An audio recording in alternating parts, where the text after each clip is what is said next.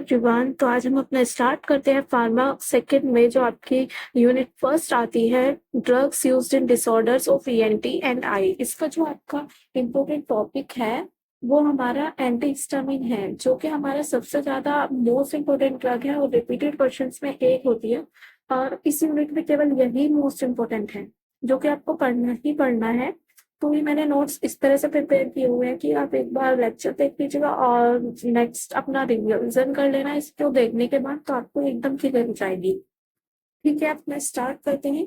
Antihistamine हमारी होती क्या है? तो जो हमारी एंटीहिस्टामिन होती है, पहले आप देख लीजिए कि जो हमारी हिस्टामिन होती है ना, हिस्टामिन ड्रग हमारी होती है जो कि एलर्जी लाती है, और जो हमारी एंटीहिस्टामिन होती है वो उसको रोकती है, मतलब बॉडी के जो हिस्टामिन को ब्लॉक करती है और एलर्जी के सिम्टम्स लाइक स्नीजिंग, वोमिटिंग और इचिंग, इन सबको कम करती है। मतलब antihistamine drugs that reduces allergy symptoms and block histamine. तो ये सब हमारा यहाँ पे एंटीहिस्टामिन का हो जाता है डेफिनेशन। नेक्स्ट, आपके जो एंटीहिस्टामिन के रिसेप्टर्स होते हैं वो हमारे टू टाइप्स के होते हैं। तो एंटीहिस्टामिन के जो टू टाइप्स के रिसेप्टर हैं, फर्स्ट हमारा है H1, सेकंड है हमारा H2। H1 जो हमारा रिसेप्टर होता है वो हमारा एलर्जी के लिए होता है। H2 हमारा जो होता है वो फॉर एसिडिटी एंड अल्सर के लिए होता है। नेक्स्ट, जो हमारे H1 रिसेप्टर जो होते हैं हमारे हिस्टामिन टाइप्स जो होंगे हमारे इसमें, वो हमारे first generation sedative and second generation जो होते हैं ना हमारे नॉन सेडेटिव होंगे। तो हमारा इसके अंदर क्लासिफिकेशन आता है। क्लासिफिकेशन को देखिए हमें कैसे याद करना है। H1 और H2 हमें ये याद रखेंगे पहले, जो कि इसमें हमारा H1 और H2 आया हुआ है, तो आपके पहले यही याद रखेगा, फिर आपको एग्जाम में आराम से बिल्कुल याद आ जाएगा कि हाँ, क्लासिफिकेशन में हमने एंटीहिस्टामिन में ये पढ़ा था H1 H2 है क्लासिफिकेशन में। तो H1 H2 से आपको ये थोड़ा मिल जाएगा यहाँ पे। तो H1 रिसेप्टर, या फिर हम बोल सकते हैं इसको H1 ब्लॉकर, और H2 रिसेप्टर होगा सेकेंड इसके अंदर, या फिर बोल सकते हैं हम H2 ब्लॉकर। तो जो हमारा H1 रिसेप्टर होता है या फिर H1 ब्लॉकर होता है, उसके अंदर जो हमारे आते हैं, देखिए उसमें हमारी फर्स्ट जनरेशन और सेकेंड जनरेशन, ये टू उसमें हमारी कैटेगरीज में क्लासिफाई किया गया है। तो जो हमारी फर्स्ट जनरेशन की इसके अंदर ड्रग्स आती है H1 में, तो वो हमारी होगी प्रोमेथाजाइड एंड सेकेंड हमारी होगी हाइड्रोक्सीजाइड। सेकेंड जनरेशन की जो हमारी ड्रग आएगी सिट्रेजिन और लिवोसिट्रेजिन। तो ये हम काफी सुनते रहते हैं कि सिट्रेजिन और लिवोसिट्रेजिन, क्योंकि हमारी एलर्जी में यूज होती है, तो हमें ये सब कॉमनली लर्न ही रहती है, कॉमन मेडिकेशन है जो डेली लाइफ में यूज करते हैं। तो इनकी भी ट्रिक है आपकी। हम जो H1 याद रखेंगे वो हमारी पीएच से याद रखेंगे, और जो फर्स्ट जनरेशन की है वो पीएच से याद होगी, और सेकेंड जनरेशन का आप सीएल से याद रख सकते हैं। पीसीएल से हमारा मतलब सी से सिट्रेजिन और एल से लिवोसिट्रेजिन, ऐसे ही पीएच से, पी से प्रोमिथाजिन, एच से हमारी हाइड्रोक्सीजिन। नेक्स्ट हमारा आता है इसके अंदर H2 रिसेप्टर। तो H2 रिसेप्टर में कोई ये नहीं है कि फर्स्ट जनरेशन सेकंड जनरेशन, इसमें डायरेक्ट ये देख लीजिए, इसके अंदर ये आती है फर्स्ट जो हमारी आती है इसमें सिमेटिडीन और रेनिटिडीन। इसको भी आप अच्छे से बिल्कुल ट्रिक से लर्न कर सकते हैं सीआर से। जैसे आपकी क्लास में सीआर होते हैं, इसी तरह से हम सीआर वर्ड याद रख सकते हैं इसके अंदर, सिमेटिडीन सी से और आर से रेनिटिडीन। तो यहाँ पे भी हमारे बिल्कुल अच्छे से होंगे।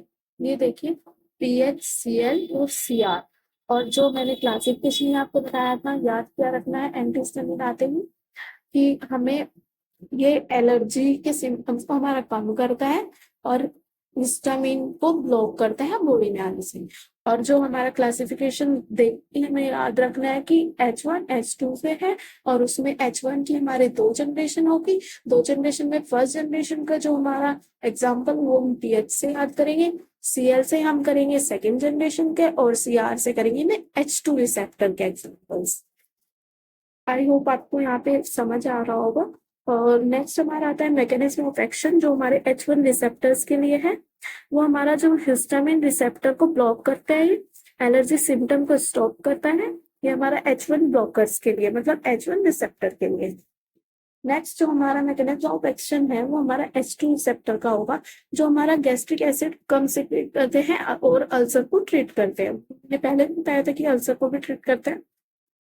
ये हमारा जो होता है ये 4H2 ब्लॉकर होगा। नेक्स्ट हमारा इसके अंदर आता है फार्माकोकाइनेटिक्स। फार्माकोकाइनेटिक्स आपका मोस्टली 99% ड्रग्स में सेम ही होगा, और इसको आप आदमी की फॉर्म में लर्न रखिएगा, ADME आदमी। मतलब ए से हमारा एब्सॉर्प्शन, डी से हमारा डिस्ट्रीब्यूशन, एम से हमारा मेटाबॉलिज्म, ई से हमारा एक्सक्रीशन।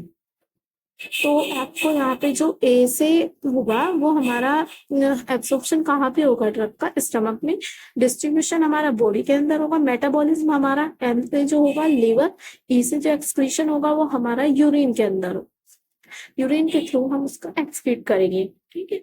नेक्स्ट हमारा इसके अंदर आता है आपकी इंडिकेशंस। तो अब इंडिकेशंस हमारी क्या क्या आएंगी?